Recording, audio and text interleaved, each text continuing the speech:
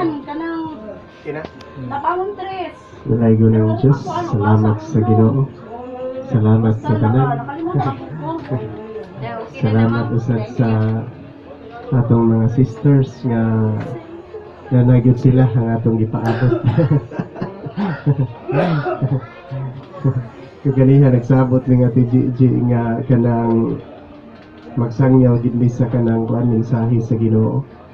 Ganiha kami ra gyung duha. Siya ang nagwali, ako ang naminaw. O sa pagod ko ate mo update. Papan ako gyapong pasalamatan Yung mong lingkod ay. ang atong buhi nga Dios nga kanang Kapang pangitaon. gihatagan nga puntag kanang Wala pa mo kagayunan lakaw niya sa update tong balay. pagsangyaw sa maayong balita. Okay, din hinatas sa kanang Word of God. Dihaday sa akong kanang pananaw no, daghan yung mga kanang katalagman nga mabot yun dinhi sa atong nasod. Bisan pagani dito sa kanang Northwestern nga to sa Madridejos, nga to sa Daan Bantayan, nga to sa Santa Fe, ngadto na sa kanang Medellin, Bogo, gani dinhi sa Cebu, mapiktahan gyud sa kanang katalagman nga gitawag og super earthquake. Makakos gyud na siya kanang tsunami kay diha sa akong pananaon diri dapit sa kanang Sidlakan. Nakita na ko ang kanang mga kabatan-onan nga kanang lingaw kay sila sa kanang pagdula-dula. Gani ang uban kanang nag-itsa-itsa sila sa bula sa sayo sa kabuntagon. Ang uban usab kanang nagkaw sila og tubig, nagdumba sila sa puso. Muna nga ang uban kanang padayon silang kanang namuhat diha silang pagtrabaho. Muna nga dito dapit sa Kasadpan ngadto sa south nga bahin sa lugar sa Danbantayan, ako usab nakita ang kanang mga batan-on sa didto nga lingaw kay sila sa pagdula-dula. Gani diha silang pagdula-dula, malipayon kay sila. Kunya ang nahitabo diha sa akong pananaon, miabot ang kusog kaayo nga linog. Gani grabe gyud ka kusog sa linog nga akong nakita sa akong pananaon ngadto sa Northwestern nga dapit, ngadto sa Madridejos, Santa Fe, Bantayan, Bantayan Island, kanang dapita diha mapektahan gyud na sa kusog nga linog. Gani diha sa kusog nga linog akong nakita ang kanang kadagatan, ang tsunami, lagi tsunami nga mitabo tungod sa kusog nga linog. Dito sa kanang kuan sa gawas sa nasod ngadto sa Boston, diya sa akong pananaon akong nakita ang kanang usa ka kahayag nga natagak gikan sa kalangitan. Gani miigo kini ngadto sa Boston, ngadto sa kanang USA. Gani sa akong pananaon diha sulod sa mall miabot ang kusog nga linog. Mga 7.4, 7.5 ang gikusgon. Apan diha sa akong pananaon nakita nako nga nangahugno ang ubang dapit. Gani daghang mga tao ang nangamatay tungod sa kusog nga linog. Gani makakos ni siya kanang gas problem diha sa ilang nasod. Unsa may hinungdan ining linuga. Gani diha sa akong pananaw nakita nako ang hinungdan. Diha sa akong pananaw nakita nako ang kanang usa ka bar ngadto sa gawas sa nasod. Gani ang mga tao dito ang tinguha daotan kaayo, ang ilang kasing-kasing daotan kaayo, naa sila sa daotan nga pakighilawas, wala na sila pagtan-aw, wala na sila kahadlok sa Dios. Muna nga mga bati na ang ilang nabuhat diha sa Ginoo. Mao ni siya hinungdan ngano nga migo gyud ang linog nga makakalas og daghang kinabuhi ngadto sa Boston. Moabot pa na siya. Coming pa na. Okay, din hilatas sa kanang sa Word of God. Sa pulong sa Ginoo. Diha sa Lucas 10. Diha na ito makita ang kanang balaod sa Ginoo. Nagingon ang kasulatan nga higugmaan ninyo ang Diyos sa tibuok ninyong kasing-kasing kalag, kusog o espiritu.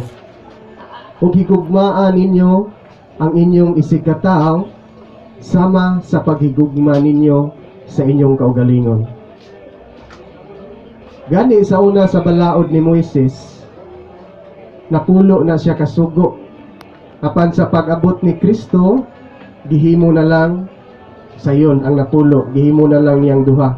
Ang paghigugma sa Dios o ang paghigugma sa atong isigkatao sama sa paghigugma nato sa atong kaugalingon. Mo na siya ang balaod sa Ginoo. Nga gikinahanglan nga natay gugma ngadto sa Dios ug naa sa tay gugma nganha sa atong isikataw sama sa paghigugma nato sa atong kaugalingon. Mo nay kanang balaod sa Ginoo. Mo nay sugo sa Ginoo. Apan nining atong henerasyon karon daghan ang mga tao nga napakyas na sa kasuguan sa Ginoo. Daghan ang mga tao nga nisupil na, nisupak sa balaod sa Ginoo. Gani wala na sila'y gugma sa ilang isigkatao. Wala na sila'y gugma sa ilang mga silingan, sa ilang mga higala. Nawala na ang ilang gugma diha sa Ginoo. Gani kung maunay buhaton sa mga tao nining kalibutana, daghan kay mga tao nga maimpirno ug jutay ra ang tao nga makabaton sa kinabuhing walay katapusan. Kay ngano man wala na sila'y kahadlok sa Dios.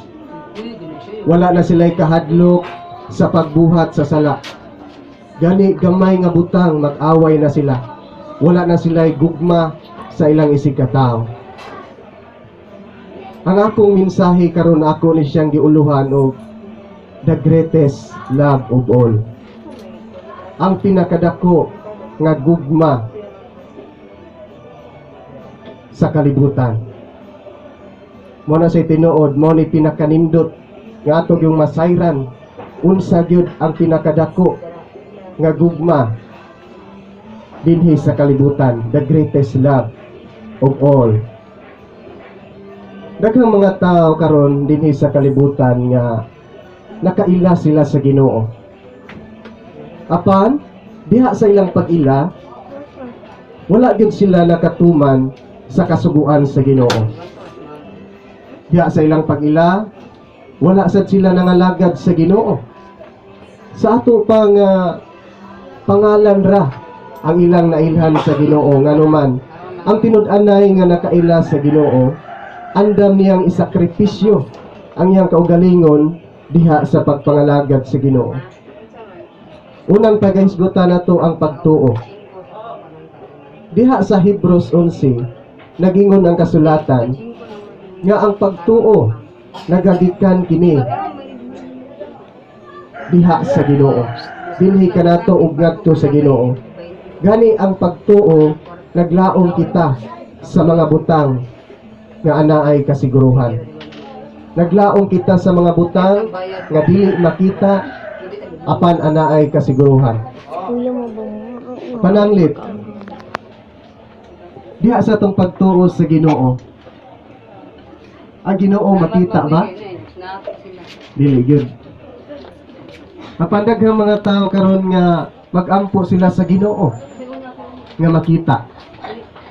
Diha sa Juan 4:24 nagingon ang kasulatan, kay ang Dios espiritu man, busa simbahan ninyo siya sa espiritu ug sa kamatuoran.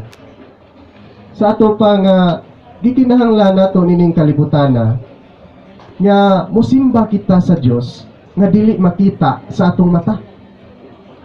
Kay daghang mga tao karon nga ana ay pagtuo sa Ginoo apan nagsimba sila sa Dios nga makita sa ilang mata.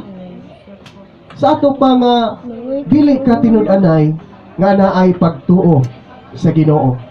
Sa ato pa nga nasayop ka sa imong pagtuo. Kay tungod nisimba ka man sa Dios nga makita sa imong mata. Mo na siya tinuod nga ang nagsimba sa Ginoo, nagsimba siya sa espiritu ug sa kamatuoran. The Spirit and the truth. Sa ato pa nga musimba gid siya sa Dios nga dili makita. Muna siya tinud-anay nga pagtuo, pag-ila sa Ginoo. Gani layo na kayo ang mga tao karon sa Ginoo kay tungod diha sa ilang pagsimba nasayop na sila. Gibutahan sila sa bakat sa yawa nining kalibutana. Muna nga nakita nila silang kaugalingon nga layo kaayo sila sa ilang kaugalingon.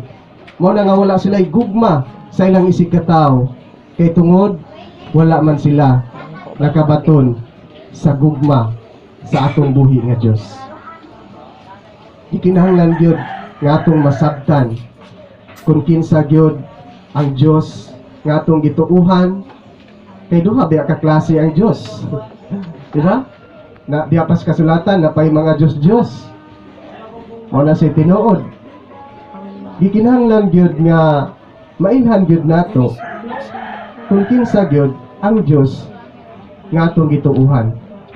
Gani kung nagtuo ta sa Dios nga matarong sa ato pagkinahanglan gyud nato nga magbuhat kita ug matarong sa atong kaugalingon. Kay tungod ang Dios nga atong gialagaran matarong man busa gikinahanglan usab nga magbuhat kita ug matarong nining kalibutana. Pananglit diha sa sitwasyon sa atong kinabuhi. Kung moingon kita sa atong kaugalingon nga nagtuo ka sa Dios. Apan diha sa imong kaugalingon nakita nimo nga walay kabag-uhan ang imong kaugalingon. Wala kay gugma sa imong isig katao. Gani ang imong kinabuhi kanang wala gyud kausaban. Ang imong kinabuhi wala kanunay nagatutok diha sa Ginoo. Kinsa man nga Dios ang imong giampuan. Kinsa man nga Dios ang imong ginasimba. Gani ang kasulatan nagingon kay ang Dios balaan man busa pagpakabalaan kamo. Sa ato pa nga kay ang Dios nato nga atong gialagaran, Dios man nga matarong, Dios man nga balaan, busa kitang tanan nga nagtuo kaniya mutuman gyud sa iyang kasubuan. Ang Ginoo sa dihang nianhi siya sa kalibutan, gani ang iyang gibuhat, nagpakatao siya ngadto sa kabus nga pamilya. Dito sa Israel, daghan kayong mga tao dito, daghan kayong mga babae dito nga adunahan, apan mas gipili niya si Maria. Kay tungod si Maria nangalagad man sa Ginoo. Sa ato pa nga mas gipili sa Ginoo nga siya mamahimong kabus. Adunahan siya apan iya yung gipili nga mamahimo siyang kabus nining kalibutana. Si Jesucristo sa dihang natawo siya, nagdako siya uban sa kaalam. Nagdako siya uban sa gugma. Nagdako siya nga nagtuman sa kabubuton sa iyang amahan nga tuwa sa langit. Gani diha sa 30 ka adlaw niyang pangidaron, nagpabautismo siya ngadto kang Juan Bautista. Pagkahuman niya bautismo, nagtuwa siya sa 40 ka adlaw o pagkahuman nagtuman siya sa iyang bulahaton. Nagsugod siya sa iyang bulahaton. Gani nagsangyaw siya sa maayong balita, iyang giayo ang mga balatian sa mga tao. Gani diha siyang pagsangyaw nagauban gyud ang gugma. Diha siyang kasing-kasing. Si Jesus Christ makita gyud nato nga tinud-anay gyud siyang putli. Dili ta mo tuo niya nang kanang dabinsikod kay ang dabinsikod kanang si Kristo anaamay kanang anak. Si Jesus anaamay kanang asawa. Apan kana siya kanang bakat na siya sayawa. Aron kitang tanan ining kalibutana malimbungan ta. Buot gyud sa Ginoo nga kitang tanan makabaton gyud ngadto sa kinabuhing walay katapusan. Apan ang kasulatan nagingon nga higugmaa ninyo ang Dios sa tibuok ninyong kasing-kasing, kalag, kusog, ug espiritu, ug higugmaa ninyo ang inyong isig katao sama sa paghigugma ninyo sa inyong kaugalingon. Before ta moingon sa atong kaugalingon nga ana ako'y Dios, ana ako'y gugma, ana ako'y pagtuo sa atong Dios. Ang gikinahanglan dahil natong tanan nining kalibutana nga higugmaon una nato daan ang atong kaugalingon. Unsaon nato pag-ingon sa atong isig katao nga kaaway gigugma ko ikaw apan wala ka nagkat-on sa paghigugma sa imong kaugalingon. Muna siya atong mensahe nga the greatest love of all is learning to love yourself. Sa ato pa nga i-practice nato ang atong kaugalingon sa paghigugma sa atong kaugalingon. Sa ato pa nga ang gugma, ang pagtuo, gikinahanglan nga ibutang nato diha sa pagkat-on. Kaya nahigugma man kita sa atong Diyos, gikinahanglan nga i-practice nato sa atong kaugalingon nga mahigugma kita sa atong isig katao. Mahigugma ta sa atong kaaway. Dili lang ang mga anak nato may itong higugmaon, kung giunsa nato paghigugma ang atong mga anak, mauusab nga gugma ang atong pagabuhaton sa mga dili nato anak. Ingana na siya. Ang atong pagtuo ibutang nato diha sa pagkat-on. Pananglitan, gusto tang makamao nga mobike unsa may angay natong buhaton. Sa ato pa nga gikinahanglan gyud nga mag-practice ta. Pananglitan, someday mangandoy ta nga makabaton ta sa kinabuhing walay katapusan. Unsa may angay natong pagabuhaton aron makasulod ta sa gingharian sa langit. Gikinahanglan nga i-practice nato ang atong kaugalingon sa pagkinabuhi diha sa atong Ginoo. Lagi pag-practice. Dili kumutuo niya ng mga tao nga muingon sila sa ilang kaugalingon nga malangit man ko kay buutan man ko. Malangit man ko kay naghinulsol man ko kada adlaw sa Ginoo. Apan kung dili ka mag-practice sa imong kaugalingon, dili ka maningkamot sa imong kaugalingon diha sa Ginoo, dili gud ka makabaton sa kinabuhing walay katapusan. Pananglitan, kung kita mangandoy ta nga makakaplag tag trabaho, unsa may atong pagabuhaton, di kinahanglan gyud nga naatay pagpaningkamot. Gani diha sa atong pagpaningkamot, grabe ang struggle sa atong kinabuhi. Gani magian pa nato ang init, ulan, kakapoy diha sa atong pagpang-apply hangtod nga diin makakaplag kita og trabaho. Diha sa atong pagtrabaho, gani kanang makakapot kita og sweldo. Apan grabe ang kahago nga atong ginabuhat. Mausap kita diha sa Ginoo. Dili iyano sudlon ang gingharian sa kalangitan. Gikinahanglan nga maghago ka sa pag-ampo, maghago ka sa pagdaig sa Ginoo kada adlaw. Gikinahanglan nga ipunting gyud nimo ang imong kasing-kasing kanunay diha sa atong Ginoo. Diha sa atong mga bulaton, gikinahanglan gyud nga unahon gyud nato ang Ginoo sa atong kinabuhi. Diha sa atong pagkaligo, gikinahanglan nga si Kristo gyud na. ang anaa sunod sa atong kasing-kasing. Diha sa atong pagpanutras gikinahanglan nga naagyod ang Ginoo kanunay sa atong kasing-kasing.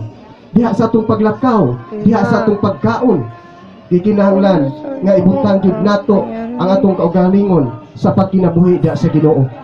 Kung gusto ta makabaton sa gingharian sa kalangitan.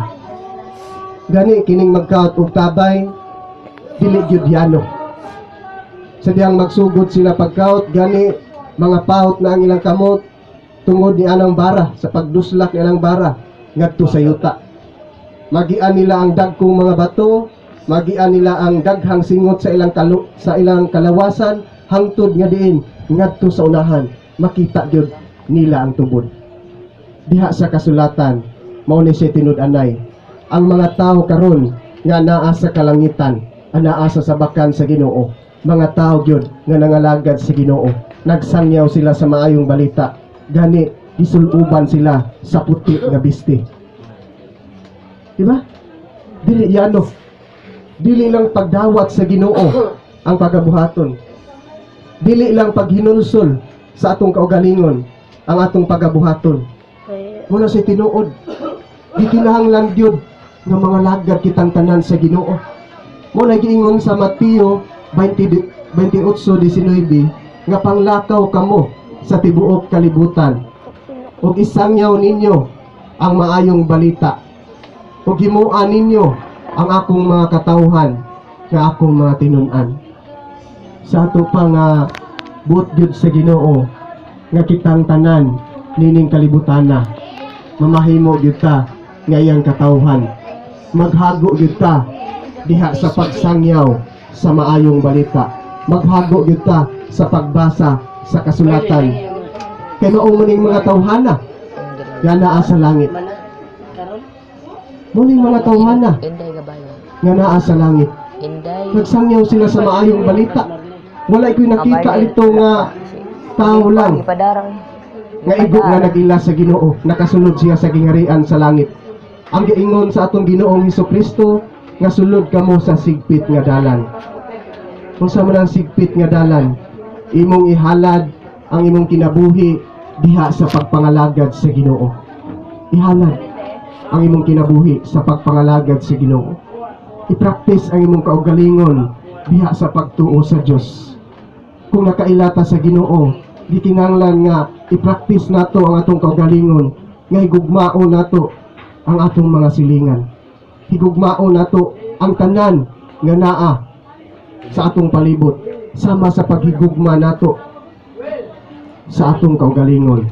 Muna sa tinuod nga mga tao nga naa sa Ginoo. Nagpasalamat ko sa atong kanang Ate Angie nga sa dihang nadunggan niya ang maayong balita, natagan gyud ug kabag-uhan ang iyang kinabuhi. Natagan gyud kabag-uhan ang iyang kinabuhi. Gani bag-o pa lang siya sa Ginoo, gisulayan na siya sa Ginoo. Nakakaplag siya kaaway. Gani ang iyang kaaway iyang gikiha. Apan tungod sa paghikap sa Ginoo siyang kasing-kasing, kay tungod anaa man si Kristo, si Jesus siyang kasing-kasing. Gani ang iyang kaaway iyang gigakos ug iyang gihagkan.